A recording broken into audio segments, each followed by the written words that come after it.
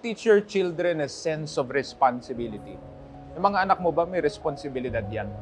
Unang-una, are they responsible sa pag-aaral?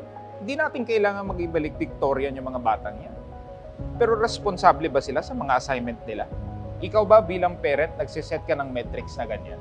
Para sa akin, yung grades, hindi naman importante yan kung magta-top 1 yan. Basta pinaghuhusayan niya. Sense of responsibility is important. Inaayos niya ba ang higaan niya? Responsable ba siya sa pinagkainan niya? Dahil alam mo, yung mga bagay na ganyan, akala mo maliit lang. But teaching your child, teaching the people around you to be responsible sa buhay nila is a very good way to train them sa laban ng buhay. Kapag responsable ang tao at kaya niyang pangatawanan ang sarili niya, umako ng responsibilidad, magiging leader yan at magiging inspirasyon yan sa iba. Huwag mong bigyan ng responsibilidad, kunin mo lahat.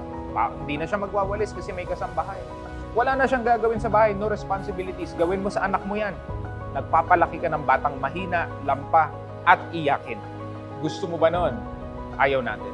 Teach them responsibility at aasenso yan sa buhay.